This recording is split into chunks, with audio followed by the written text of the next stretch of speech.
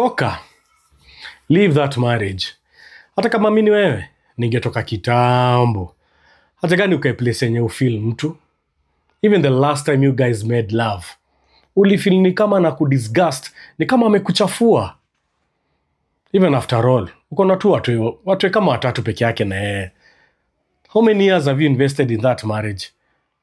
7 years peke yake. Hizo ni kidogo. You can get out and start all over again. Unafikiria tujui kwa nini unatry kujustify kutoka? It's because you're already having an affair. Yes. All of a sudden umeanza kuona kasoro za bwanako, si ndio? All of a sudden he's not caring, akupatiangi time yake, si ndio? All of a sudden this man that you're having an affair with amekuwa more special and more important than your husband. Umeenda ukaambia girlfriends wako, it's no longer working out. Wanakuza what? My marriage. Alafu anakwambia, girl, if you're no longer happy, just quit. Unadhania hao girlfriends wako wanakutakia. They've always wanted your life. Wewe ndio fala hapa hivi. Haujaiona value ya mwanaume wako. Ile time utatoka kwa marriage, acha nikwambie kitu moja. Mimi ni mwanaume. Utende huyo affair partner wako. At the back of his mind kama mwanaume, atakuwa anakaa akijua, if this woman left mwanaume mwenye alikaa for more than 7 years, akakuja kwangu, hata kama mimi hapa ndo nakani kama nimewin kama mwanaume, udem sio mtu mzuri. Hata mimi atani abandon. What about me mwenye sijamzalisha? What about me mwenye hata sijamjua more than 2 years? Hapo sasa ndio utanotice madharau itaanza from your affair partner. And that will be after umeacha wewe bwanako. Umebana all the bridges. Umepost pale kwa social media. Moving on is everything. Sometimes you have to start over again. That's when utajua you are left with only 10% na uli abandon the 90%. Huyo bwanako alikuwa anakupatia 90%. Na sasa umebaki na affair partner wako na madharau ishaanza. Like I said it before in my other video, atakuachilia polepole kama clutch. Hata huyo affair partner atakuacha because you are disloyal to your husband. Utakuja hapo ujipige kifua tena because uko na kichwa ngumu, useme kwani nini? Lazima mtu apite hizi phases akitoka kwa marriage. Utapatana na mwanaume mwingine.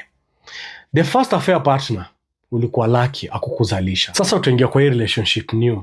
And because wewe ni mtu unapendanga public approval and validation, utataka kuonyesha the public that wewe uko kwa kasoro. Pia wewe unaweza move on because most probably your ex-husband asha move on na manza familia ingine. Ali get married. Do you know what you're gonna do kama wewe ni dwanzi? Utamzalia so that to keep your marriage. Ama mwanaume atakwambia kama unanipenda pia mimi unizalie.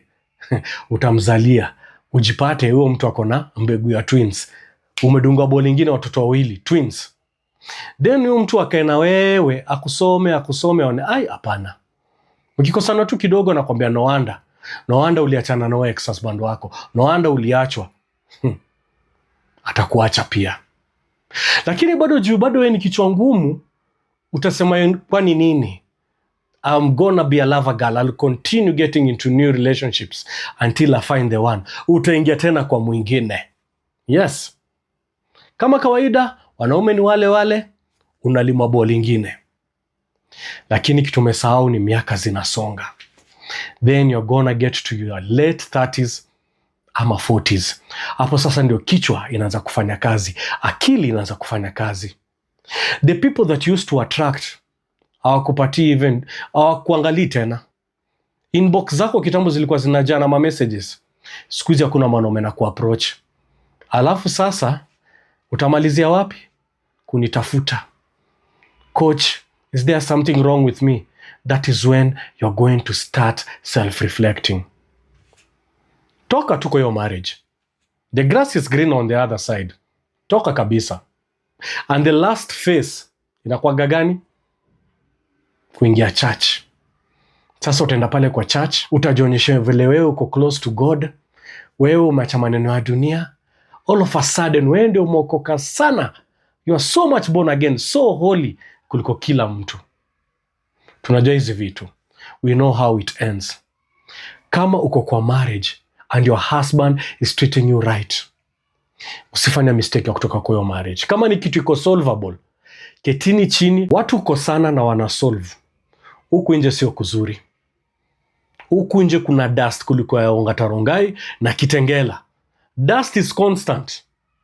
Utakulwa, utageuzwa, na ile time mileage yako itakuwa imesonga, ume-exchange spirits, soul ties.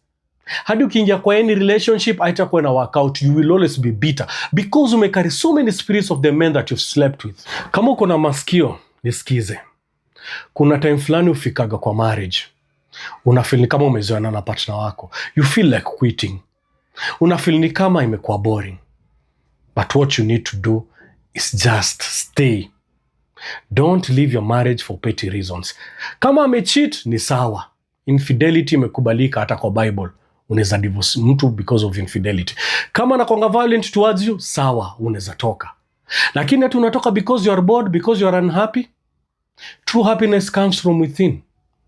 Hakuna mwanaume huko nje atakupatia happiness. Hiyo happiness unapataga, it's because uko na husband wako. Huyo mtu anakupatia 10%. Sasa hiyo unotice because uko na husband wako bado. Wachana na huyo husband wako. Enda kwa huyo mtu.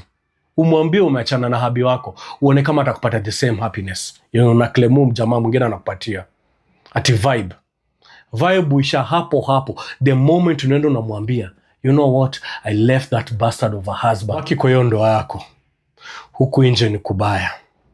Trust me. I go by the name Stamina Gusto. Subscribe to this YouTube channel and make sure select the bell button so that anytime I upload a new video, ukwe notified. Until next time, salute. Stamina Gusto. Oh na na na na. Hey, you're ready.